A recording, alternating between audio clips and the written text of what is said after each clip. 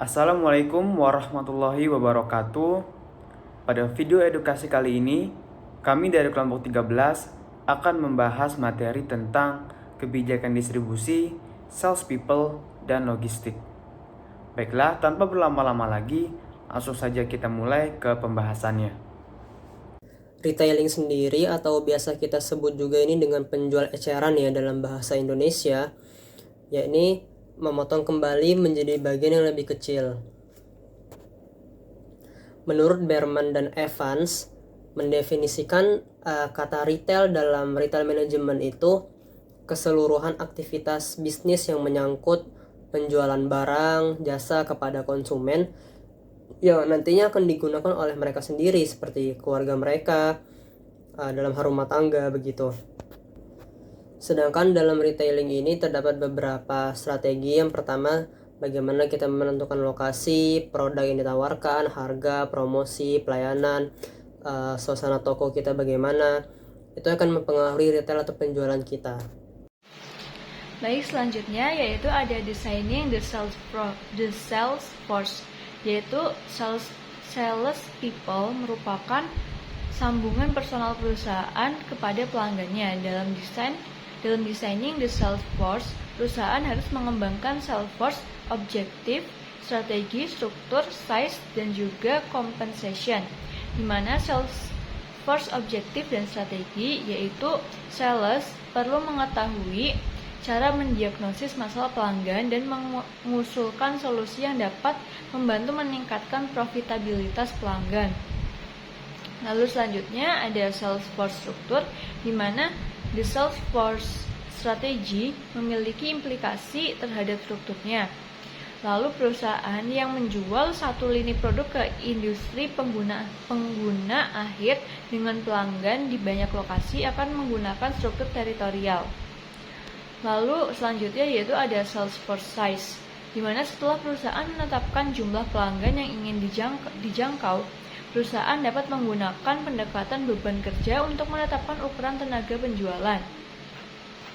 Dan selanjutnya, yang terakhir juga yaitu ada sales force compensation, di mana untuk menarik tenaga penjualan yang berkualitas, perusahaan harus mengembangkan paket kompensasi yang menarik. Perusahaan juga harus mengukur 4 komponen sales force compensation. Jumlah tetap berupa gaji, memenuhi kebutuhan dan stabilitas pendapatan. Jumlah variabel, baik komisi, bonus atau bagi hasil, berfungsi untuk menstimulasi dan menghargai usaha. Lalu tunjangan biaya memungkinkan sales untuk memenuhi biaya perjalanan dan hiburan atas nama perusahaan. Lalu tunjangan seperti liburan berbayar memberikan keamanan dan kepuasan kerja. Selanjutnya akan dijelaskan oleh teman saya. Selanjutnya yaitu managing the sales force. Bagian penting dari keberhasilan strategi pemasaran adalah manajemen tenaga penjualan.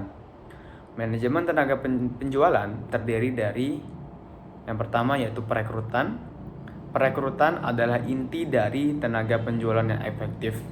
Salah satu pendekatan dalam seleksi adalah menanyakan kepada pelanggan karakteristik apa yang mereka cari dari seorang tenaga penjualan. Lalu yang kedua itu pelatihan. Pelatihan itu sangat penting untuk tetap menjadi yang terdepan dalam persaingan. Tenaga penjualan memerlukan pelatihan sebelum memasuki pasar serta pelatihan pada berbagai tahap siklus hidup produk. Yang ketiga yaitu pengawasan tenaga penjualan. Lalu yang keempat ada motivasi. Motivasi adalah aspek kunci untuk manajemen tenaga penjualan. Di sini kompensasi berperan sangat penting dalam meningkatkan tingkat motivasi tenaga penjualan. Lalu yang terakhir yaitu evaluasi. Kebijakan distribusi dan pengelolaan sales people berdasarkan Af'ar Rasul. Af'ar Rasul atau perbuatan Rasulullah SAW merupakan sumber hukum Islam yang kedua setelah Al-Quran. Af'ar Rasul dapat dijadikan sebagai pedoman dalam berbagai aspek kehidupan, termasuk dalam bidang distribusi dan pengelolaan sales people, di mana Af'al Rasul dapat dijadikan sebagai sumber inspirasi dan pengembangan praktik kebijakan distribusi dan pengelolaan sales people yang efektif dan beretika.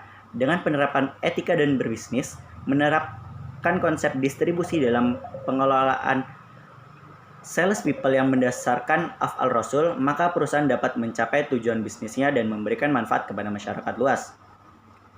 Di sini saya akan menjelaskan kebijakan distribusi pengelolaan sales people berdasarkan af'al Rasul, di mana yang pertama, kebijakan distribusi. Sebuah perusahaan retail merupakan kebijakan yang mendistribusikan produk-produknya secara merata ke seluruh wilayah Indonesia tanpa memandang lokasi atau latar belakang sosial ekonomi konsumennya.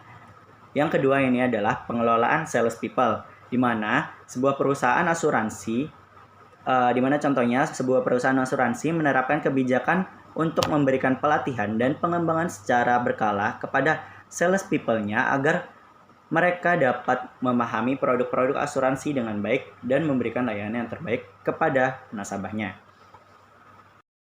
Selanjutnya yaitu kebijakan networking atau silaturahmi.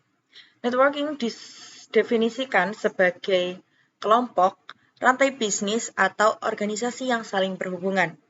Sebagian besar organisasi berupaya untuk membangun hubungan jangka panjang dengan pemangku kepentingan agar dapat menjadi bagian dari jaringan yang stabil.